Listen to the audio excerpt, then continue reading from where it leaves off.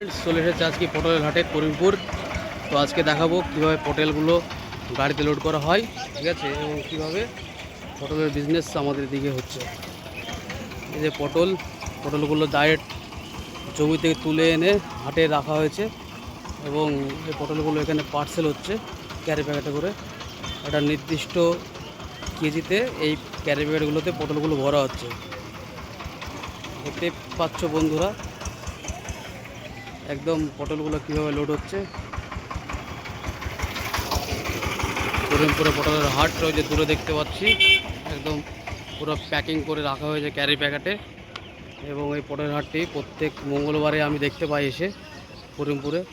এবং এই যে গাড়িগুলো লোড হচ্ছে, ছোটো ছোটো গাড়িগুলো, 4 টনের গাড়িগুলো,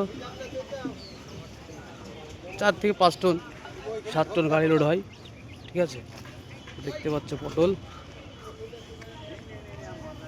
পটলগুলো একদম সুন্দর করে ক্যারি প্যাকেটে ভরা হচ্ছে এবং ক্যারি প্যাকেটে ভরে সেগুলো গাড়িতে উঠবে।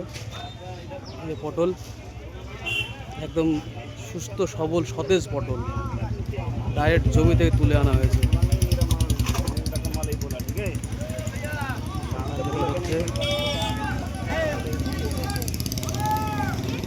সুপারহিট পটল, গরুদের একদম মজা, কলার পাতা পটল যেটা পাচ্ছে সেটাই খাচ্ছে, ঠিক আছে। পটলের হাট সকালের দিকে আসলে আরও জমকালো হয়, কিন্তু দিন বাড়ার সাথে সাথে পটলগুলো যেহেতু আপনার প্যাকিং হয়ে গেছে সেহেতু এখন কম পড়ে আছে। এই পটলগুলো এখন ধোয়া মোছা চলবে, ক্যারি প্যাকেটে ভরা হবে। দেখতে পাচ্ছ বন্ধুরা, করিমপুর এডিএসআর অফিসের সামনে রেগুলেটর মার্কেটে আজকে পটলের হাট। এখানে বিভিন্ন রকমের শাকসবজি, লঙ্কা থেকে শুরু করে যে সমস্ত জিনিসগুলো এখানে বিক্রি করা হয় সেগুলো আপনারা সকালবেলা আসলে দেখতে পারবেন। খুব সুন্দর জায়গা। এই যে কাপড়ও বসেছে, যারা যারা কাপড় নিতে চায় তারা কাপড় নেয় এখান থেকে। রেগুলেটর মার্কেট, যেখানে লঙ্কা প্যাকিং হয়েছে,